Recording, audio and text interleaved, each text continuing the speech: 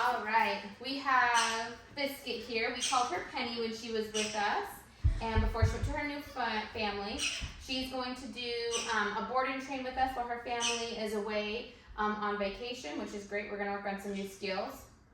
One of those things that I actually started before I started recording is I started to introduce her to the prong collar. I normally recommend waiting till they're 6 months plus for most people, but she's doing so well, and I knew that she was ready to learn a little bit about that leash pressure better. So the way that I introduced that is I had her food, I put the prong collar on her with her a leash on her regular collar, just to make sure if she didn't respond to it well or didn't do well with it, I could just go back to this, and so it was a positive experience. And what I did, is I just held the prong collar leash in my hand, and I would gently pull to one side, like this. Sweet girl, yes. And when she went to that side to learn, like, wait, there's tension. Oh, if I go into it, it turns off, I rewarded her and said yes. Then I'd go the other way, and slowly, yes.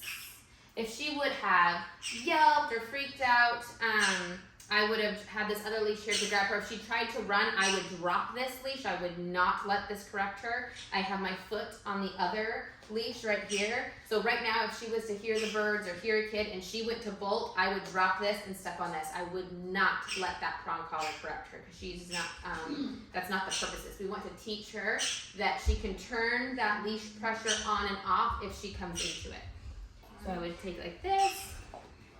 Now she knows, because like I said, we did this off camera quite a bit. Sorry, I'm recording. We did this off camera quite a bit. So again, I would pull it like this. Yes. So she could feel like, wait, I'm getting some tension with the prongs. If I come into tension, if I come into it, it goes away. So I'd come this way. Yes. And she's doing fabulous with that. And then I just walked her around in the living room with this on, again, leaving this other leash here, just in case if she was to run or something. I did not want her to have a correction like that. We want this to be a positive experience. I want, when I put that on her, to her be like, okay, we're working. This means we're working. This is going to be good. And she did really well with it. You did really well with it. Yes. Yes, you did really well. The other thing that we started working on is we started working on some places. So I'm going to get her attention. I'm going to say place. I want her to sit for her place right now. Break. And then I give her the release command. If she wants to come, she can. If she wants to stay there, she can. Or to her, but I want her to have that. And I always step on the leash that doesn't have the prong collar on it, again, because I don't want her to have a big, so like right now she's going, she's not getting a correction. This is just her regular leash that's going. Biscuit. Yes, good girl, good girl. Let me get this out of the way. Out of the way. We'll do a couple more leash pressures.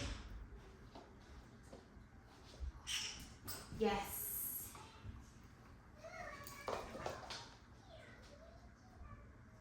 Yes. All I'm doing is, it kind of got, there you go. As I'm gently creating the tension, and I'll do it right here with this. Yes, good girl. I'm gently creating the tension so she can feel the prongs connect with her neck. It's very gentle. She's feeling that pressure, and she's going, wait a second. But if she goes into it, it immediately turns off. That's what we're trying to teach her right now. And like I said, I worked with her a little bit before I started this, so that was it for today.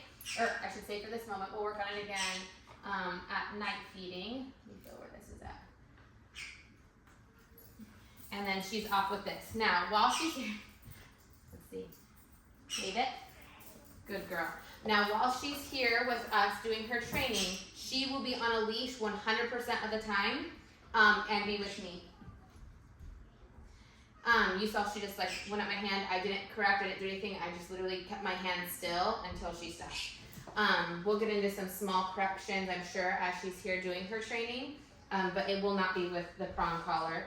It'll be with my hands or with my voice, teaching her things. But I'm going to document the whole thing so you can kind of see what the next level of training would look like. We're going to get her today will all be about foundation, making sure that she understands her focus and her down and her sit and her place really well. You heard me say all those, huh? Good girl. You're a good girl. And then we'll move into practicing those things with some sound distraction. We have the birds down here with some slight movement depending on how she's doing. But my goal over the next day or so is to really get her super solid on all the commands that she knew when she was with us as a puppy, to where they're just like immediate.